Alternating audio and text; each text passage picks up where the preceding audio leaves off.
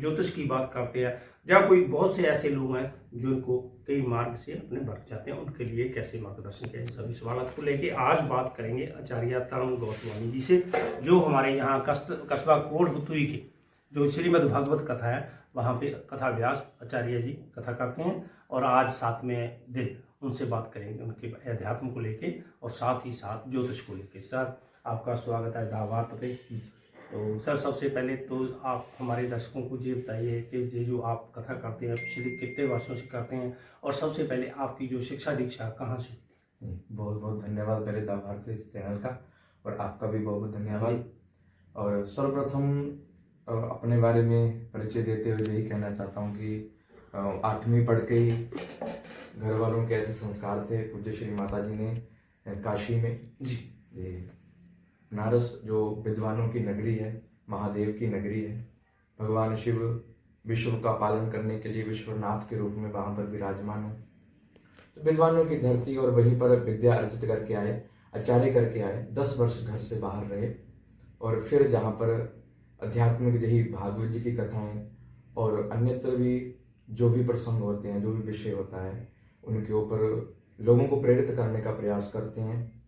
तो शिक्षा दीक्षा गुरुकुल में रहकर ही प्राप्त की, और जिस गुरुकुल में गुरु शिष्य परंपरा जिसको कहा जाता है, जी जी बिल्कुल जी, एक गद्दी के ऊपर बैठकर जैसे हम आज प्रवचन करते हैं, उसी प्रकार से छात्र नीचे बैठकर और पूज्य श्री गुरुदेव महाराज ऊपर बैठकर, आसन के ऊपर बैठकर शिक्षा को दिया करते थे।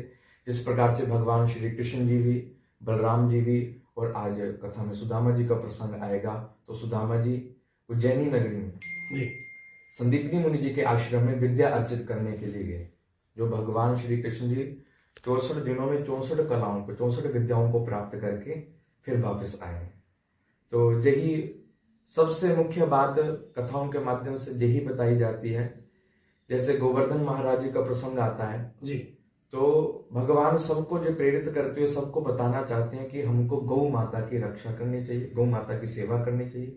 और उसके साथ साथ सबसे महत्वपूर्ण बात जो हमारे भारत देश के जो पूज्य श्री प्रधानमंत्री और हमारी सरकारें भी अथक प्रयास कर रही हैं कि हमारा जो पर्यावरण है वो स्वच्छ हो। किसी भी माध्यम से हमारा पर्यावरण स्वच्छ रहना चाहिए। पर्यावरण को स्वच्छ रखने का हम सबको प्रयास करना चाहिए। बहुत सारे पेड़ लगा सकते हैं, पौधे लगा सकते हैं, और बहुत कोई साधन है, यातायात के साधन को थोड़ा कम किया जाए, तो उससे हमारी आने वाली जो पीढ़ियां हैं उनको लाभ मिलेगा। अब जी जी आचार्य तरुण जी, जैसे आप बहुत विस्तृत जानकारी दे रहे हैं कथा के बारे में, श्रीमद् भागवत कथा के बारे में, कैसे शिक्षा दीक्षा पर, जैसे सर्वप्रथम आपने बताया 8th कक्षा की, 8th कक्षा में बच्चा बहुत छोटा होता है, और घर से इतनी दूर चले जाना और लगातार निरंतर 10 वर्ष वहाँ पे शिक्षा ग्रहण करना, तो वहां से माहौल को कोई दिक्कत आपको किस तरह से आपने सहयोगी जो पाठ्यक्रम में आपके साथ सहयोगी थे, कोई ऐसा आपके साथ कोई एक्सपीरियंस रहा हो जिसमें ये शिक्षा दीक्षा और जहां तक पहुंचने में कोई खास संघर्ष करना पड़े? देखो, है तो सर्वप्रथम बड़ी कठिन बात है जी। और मेरा जन्म नंगल डैम का है, तो मैं पंजाब का उधर उत्तर प्रदेश में पहला ही लड़का था जी, और हिमाचल के 3-4 लड़के थे जी। तो एक तो भाषा का फर्क पड़ता है जी बिल्कुल, थोड़ा उसका बड़ा सामना करना पड़ा, और हिंदी से फिर संस्कृत में आना, क्योंकि देव भाषा है। जी बिल्कुल जी, और बड़ी कठिन भाषा है। संस्कृत भाषा का ये विशेषता है कि एक अक्षर भी इधर उधर लग जाए तो उस शब्द का अर्थ बदल जाता है, और फिर एक एक अक्षर का सही से ज्ञान करना ये बड़ी कठिन बात होती है।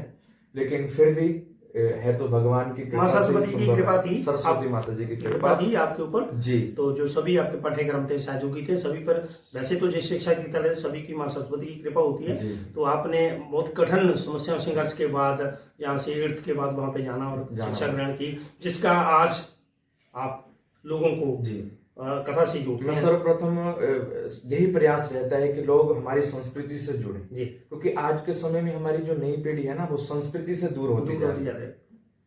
उसको जोड़ने का अथक प्रयास हम सबको करना चाहिए। आज के बच्चों में संस्कारों की बड़ी कमी आ रही है।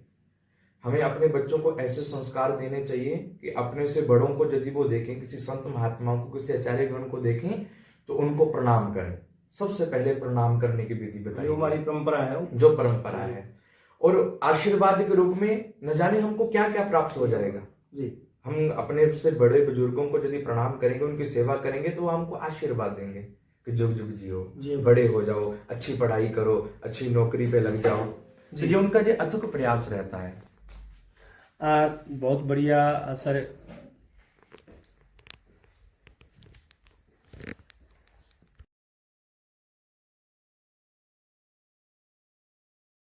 आपने और उसका समाधान भी बताया, साथ ही हमारे जो संस्कार थे बच्चों को, नई पीढ़ी को, नई युवा पीढ़ी जो हमारी है, जो छोटी पीढ़ी है, उसके लिए भी बताया। तो जैसे आज देखा जा रहा है कि बहुत से जो कथा व्यास हैं, ज्यादातर व्यासपीठ से सियासत की बात भी करते हैं जी। संघ की हो, भाजपा की हो, जैसे ज्यादातर बहुत से शास्त्री से हैं जो बड़े रिस्पेक्टेड है, रिगार्डेड हैं। तो मेरी उनसे भी बातचीत हुई है, जो वहाँ पे नामी हैं, तो उनसे भी बातचीत होती रहती मेरी अक्सर। तो लास्ट टाइम मैं गौरव जी से भी करके आया, रविनंदन जी से भी कर चुका हूँ, ऐसी बहुत सी शास्त्री हैं। तो ये इस प्रयास को लेके, जैसे आप बता रहे थे, आज सुदामा जी का प्रसंग है, तो ये लोगों को किस तरह से जो एक श्रीमद् भागवत कथा, एक अध्यात्म की बात करते हैं, श्रीमद् भागवत कथा जो पाठ करने से, जैसे भगवान की बात करते हैं, भगवान कैसे वहाँ पे आते हैं, जैसे गोपियों की परीक्षा उस दिन बताई थी, ऐसा कुछ प्रसंग जरूर हमारे दर्शकों को, ताकि जो हमारे माध्यम से, हमारे चैनल के माध्यम से लोगों तक श्रीमद् भागवत कथा का कुछ ना कुछ लोग जरूर चाहे। जी। सर्वप्रथम आपने राजपाट की बात की थी, सियासत की बात कही थी जी।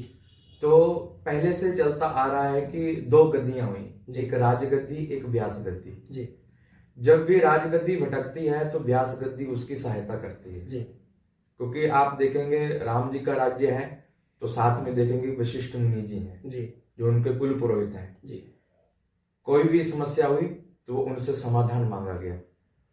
और दूसरा, आज के समय में व्यासपीठ से ही जो हमारे संत महात्मा आचार्यगण हैं, वो अपने धर्म के साथ में सबको जोड़ना चाहते हैं।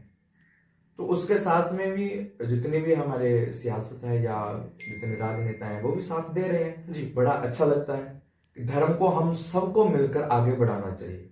धर्मो रक्षते रक्षिता, क्योंकि यदि हम धर्म की रक्षा करेंगे तो धर्म भी हमारी रक्षा करेगा। और दूसरा, आपने भागवत जी के बारे में पूछा, सीधे सीधे जानिए, 4 शब्दों का जो मेल है ना, भ से वो हमको भक्ति करना सिखा रहे हैं, ग से ज्ञान दे रही है कि हम कौन है, हमारा अस्तित्व कौन है, हमारा लक्ष्य क्या है, किस लक्ष्य की ओर हमको बढ़ना चाहिए, हम इस संसार में क्यों आए और किस मार्ग के ऊपर चल रहे हैं, किस मार्ग के ऊपर हमको चलना चाहिए। इस सभी बातों का ज्ञान करवाने वाली भागवत जी। व से वैराग्य धारण करवाने वाली है, त से त्याग करना सिखाने वाली है। और जो भागवत जी हैं वो भगवान से मिलने का एकमात्र साधन है।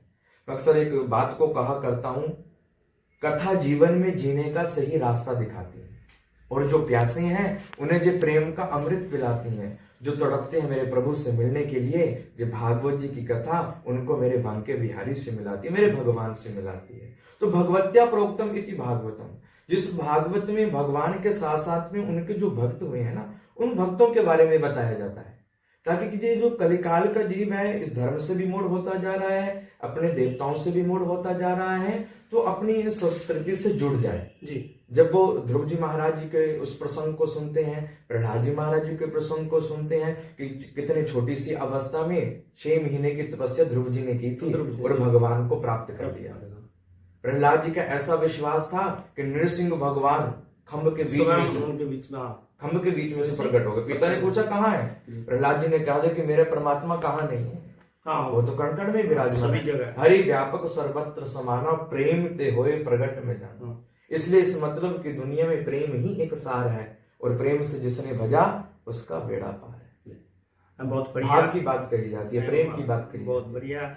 ये जो मानना है आपका भी, सभी जो गणमान्य लोग हैं, जो हमारे प्रमुख लोग हैं, जहाँ जो कथा व्यासपीठ बैठते हैं, उनका भी ये मानना है, जो प्रेम भाव से भगवान को आह्वान करता है तो भगवान वहाँ पे उपस्थित होते हैं।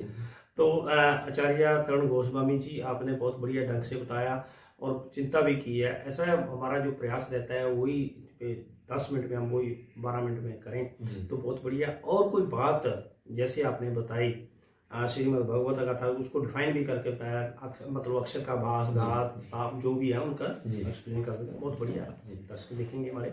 और कोई खास बात जो जुदा अलग, जैसे हमारी नौजुवा पीढ़ी है नशों में बहुत ग्रस्त हो रही है, और जैसे लोग हमारे नौजवान हैं वो ग्रंथ कोई भी हो, किसी भी धर्म का, हम किसी व्यक्ति विशेष की बात नहीं, सभी धर्म को, यहाँ कोई किसी धर्म में है उसी में प्रभात करके अपने भगवान की सिमरन करें। ये हम किसी को विशेष नहीं।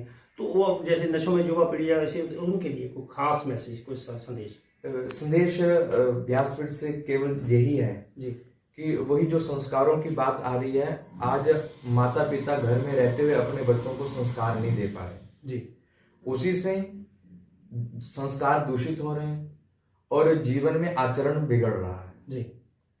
और सबसे बड़ी बात आती है संघ की जी।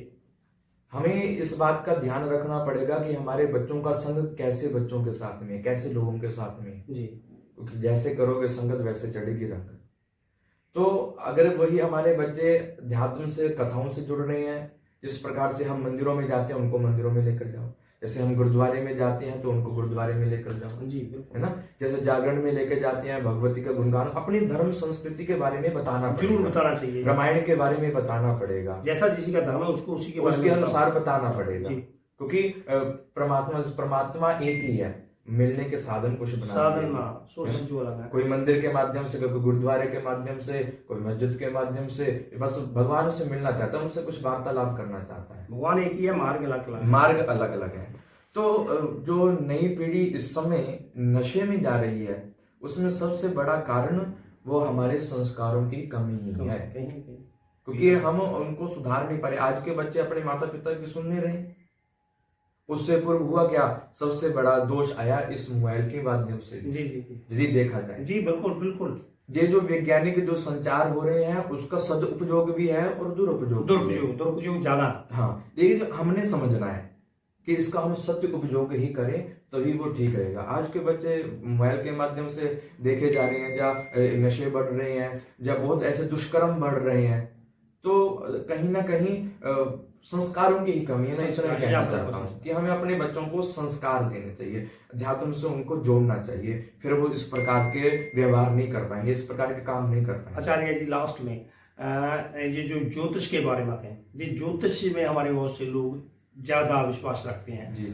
ज्योतिष, चाहे वो अंक ज्योतिष हो, चाहे दूसरा हाथ हथेली या पावस या किसी भी तरह का ज्योतिष हो, उसमें किस तरह को देखना चाहिए? ज्योतिष में कितनी सच्चाई होती है? ज्योतिष क्या चीज है?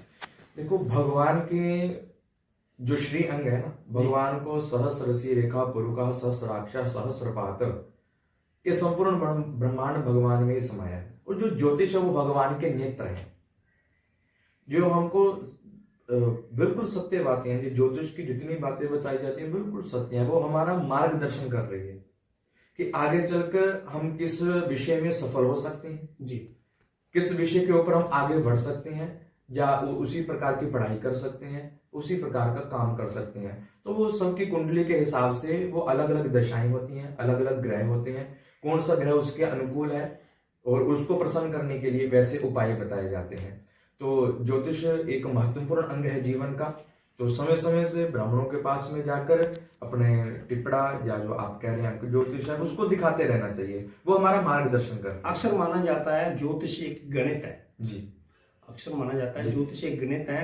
और साथ ही आपने ये बताया कि दूसरे पास लोगों के पास जो इसके माहिर हैं, बहुत से लोग आज के समय में ऐसे वो लेके, इस धारणा को लेकर लोगों की लूट कर रहे हैं। हाँ जी, ज्योतिष को लेके उनको आप क्या कहें? ये बड़ी विडंबना है। आपकी बात बिल्कुल सही है, बहुत सही बात कही है आपने।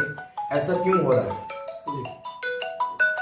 जी जी, देखो, यदि हम अपने बारे में बताएं ना, तो हमने गुरुकुल में विद्या अर्जित की, तो 10 वर्ष वहां पर रहे, तो 5 बजे से लेकर 10 बजे तक उन नियमों में रहना पड़ता है, उसी विषय के ऊपर अध्ययन करना पड़ता है, तब कहीं जाकर स्पष्ट रूप से सबका मार्गदर्शन कर पा रहे हैं।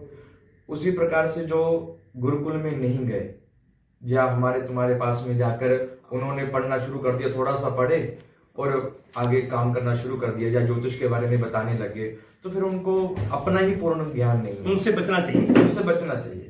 हमें ध्यान रखना पड़ेगा कि हम किसके पास जाना है। जो महारत रखता है उसके पास जाओ, जो नहीं महारत रखता, जो एजुकेशनिस्ट नहीं है उसके पास नहीं जाना।